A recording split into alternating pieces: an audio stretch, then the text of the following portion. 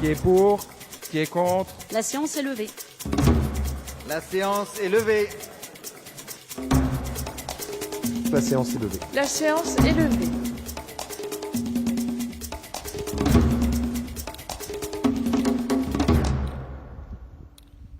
Bonjour, je suis Olivier Damézin, député du Lot-et-Garonne, 3e circonscription, marié à Sylvie, père de 3 enfants, député de la République En Marche. Il a troqué le costume cravate contre une casquette et une paire de baskets. L'été dernier, Olivier Damézin s'est lancé un défi. Parcourir 110 km à pied en 4 jours à la rencontre de ses électeurs. J'ai été invité à boire l'apéritif, j'ai été invité à boire le café, à manger, donc ça c'est vraiment très agréable, quoi. C'était ce que je recherchais, c'était vraiment la proximité avec les gens et un échange imprévu. Sa circonscription, la 3e du Lot-et-Garonne, offre un cadre idéal à cette marche, entre champs de céréales et vergers. Monsieur Léger. Bonjour monsieur le député. Comment ça va? Pas trop mal aux jambes? Ça va, ça va. Bon. Nous sommes en pleine récolte du pruneau d'Agen. Le secteur représente plus de 5000 emplois dans cette circonscription très rurale. Seulement, cette année, la concurrence internationale est rude.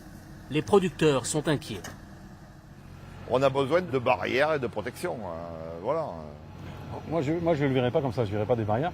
Ce qu'il faut, c'est qu'on ait les mêmes conditions pour les uns et pour les autres et la même possibilité de travailler.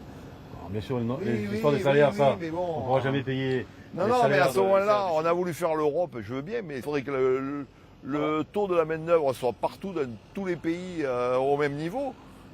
Nous, voilà, on part avec un handicap et on nous demande de courir des 100 mètres avec un boulet attaché à chaque pied et de les gagner en plus. Donc c'est pas possible. Hein. Et là, quand vous avez votre député face à vous, vous attendez quoi de lui? C'est bien que les politiques, ça fait beaucoup de promesses. Mais bon, notre député, justement, pour une fois, on a un député qui va sur le terrain. C'est déjà une bonne chose.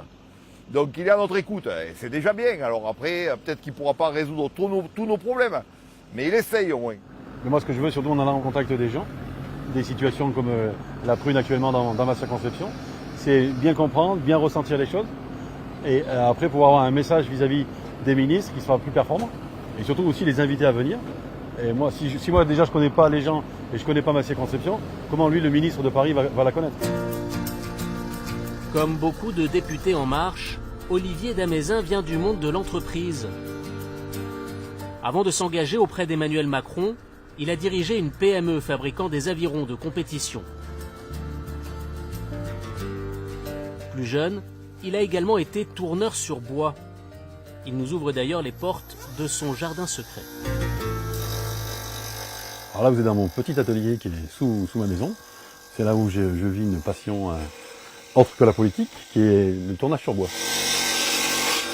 Et c'est une passion que j'ai depuis plus de 20 ans. C'est un moyen vraiment agréable pour faire le vide par rapport au stress quotidien, quoi. Il y a des députés qui n'ont jamais travaillé dans la vie de tous les jours. Ils ont fait des écoles, des formations, ils sont passés députés. Alors bien sûr, ils ont des savoirs, par exemple, que moi je n'ai pas. Mais par contre, de connaître la vraie vie, le problème des Français, savoir ce que c'est que se lever tôt le matin, savoir comment on va finir le mois, comment on va payer les factures, il y en a qui n'ont jamais connu ça. Et ça, c'est un problème. Ça fait du bien à certains de faire un petit tour dans votre atelier? Oui, je pense que ça fait du bien à certains qui sont complètement à côté de la plaque, complètement hors sol, de venir voir le monde du travail, ce que c'est que de se lever, de travailler, et surtout pas faire la morale aux autres en disant il n'y a qu'à Faucon, mais qui n'ont jamais travaillé de leur vie, quoi.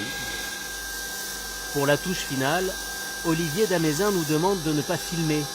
Il a mis au point un vernis bien particulier, une technique qu'il souhaite garder secrète. Et voilà. C'est du noyer.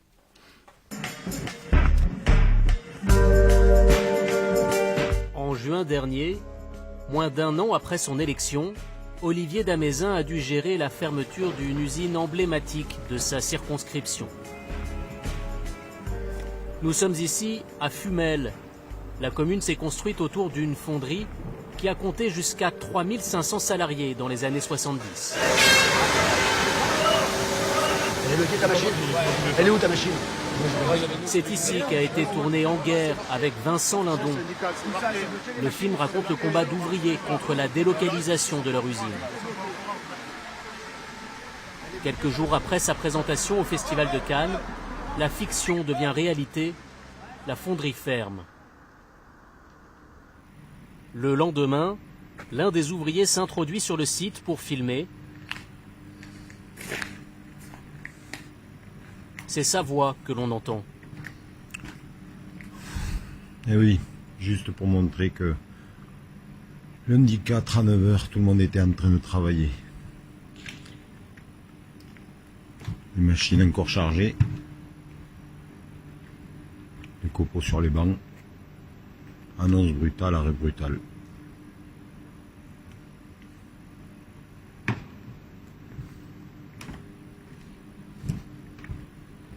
On sent vraiment que les personnes sont parties, sont jamais revenues. Il y a encore des bouteilles d'eau, il y a encore des outils, il y a encore les mettre sur les tables.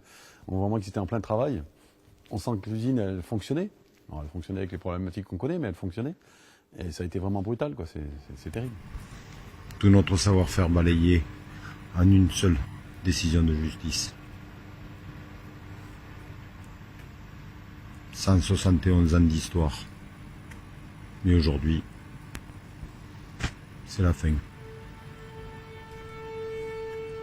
Ils étaient encore 38 salariés à travailler dans l'usine quand les machines se sont arrêtées.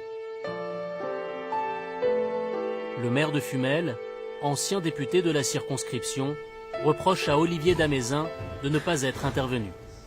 On ne l'a jamais vu sur ce dossier. On ne l'a jamais vu. Mais sur un certain nombre d'autres dossiers non plus. Mais encore une fois, le système Macron veut couper les députés de leur territoire. Donc le député de cette circonscription, il fait le tour et il fait savoir surtout qu'il fait le tour de la circonscription en marchant. On est dans le buzz médiatique.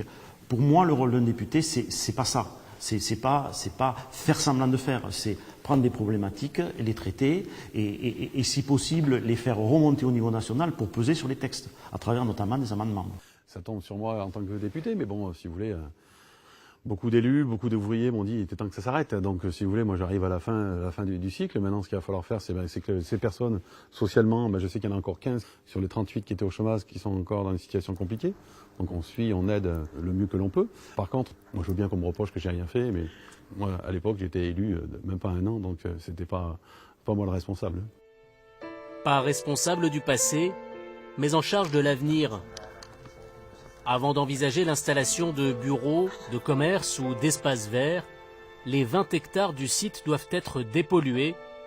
C'est tout l'enjeu de cette visite. Donc là, monsieur le député, on va rentrer dans la partie qui est vraiment le cœur du problème environnemental. Il y a là, on est sur des centaines et centaines de tonnes là. Donc je crois qu'ils ont été comptabilisés, mais ça représente quand même du volume. Et donc vous verrez au bout là-bas, bien entendu, la toiture fuit de partout, puisque regardez, elle est éventrée, la toiture est éventrée, donc ça coule sur les sacs. On voit d'ailleurs découler au sol des sacs éventrés. On est dans une situation de pollution ici, quand même extrêmement importante, extrêmement grave pour le Lot.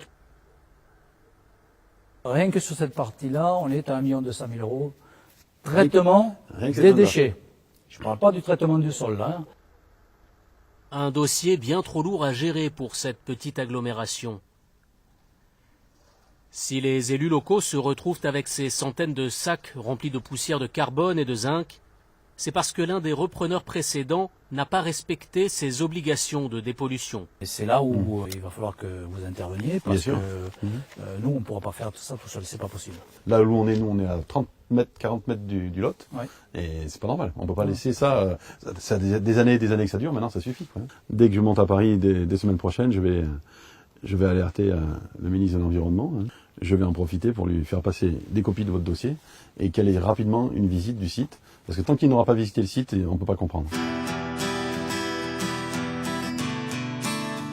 La politique, Olivier Damézin l'a découverte comme maire adjoint d'un petit village de 550 habitants. Il tient à nous faire rencontrer son mentor en politique.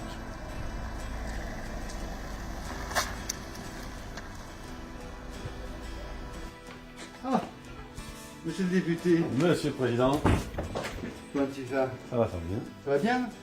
Pleine forme? Oui. Il y a quelques années, Jean-Louis Courreau l'a nommé vice-président de sa communauté de communes. Il n'en revient pas de tous ces nouveaux députés En Marche qui ont brûlé les étapes.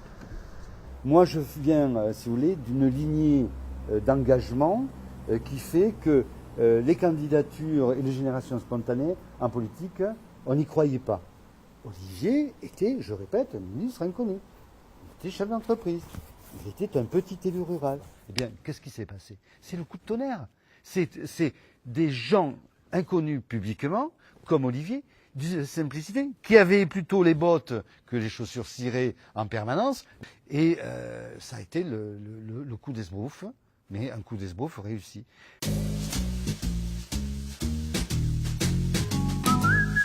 Une génération spontanée qui manque encore de notoriété. Cette marche est aussi un moyen pour Olivier Damézin de se faire connaître, voire reconnaître. Bonjour. Ah, vous m'avez reconnu. Voilà. Le marcheur. Le marcheur, c'est ça. Bonjour. Bonjour. Le dossier des retraites s'invite dans la conversation. C'est facile de taper sur ceux qui peuvent rien dire. La hausse de la CSG a du mal à passer. Quand on est retraité, on n'est plus représentatif. On est transparent. Les retraités, déjà, c'est pas les plus faibles au niveau du pouvoir d'achat, loin de là. Et c'était dans le programme d'Emmanuel Macron, hein, c'est pas une surprise. Hein. Pour nous, on applique simplement le programme qu'on avait prévu. À la place de diminuer les retraites des retraités, Les retraités, dire, oui. hein, on ferait mieux de commencer à diminuer les mecs qui veulent pas travailler. Hein. C'est pour ça Ça leur apprendrait déjà peut-être à avoir envie de bosser un peu. Ils sont payés à pas travailler. Faut pas généraliser. Non, allons. Alors c'est pour ça, on n'arrivera jamais à se comprendre. Hein. Vous avez continué comme ça. Ah non, mais j'ai pas dit que je vous avais pas écouté. Mais Non, mais moi je vous dis comment dans c'est. les chômeurs, il y en a pas 5 millions qui veulent pas travailler. Hein? Moi, j'ai des gens qui viennent à ma permanence qui cherchent du travail. Et que je les aide à en trouver. Merci. Au revoir. Bonjour et au revoir. Merci. Allez, bon courage et bonne marche. Ah, on y va. Oui, il y a du boulot. Mais ne me démoralisez pas, on y croit. Allez.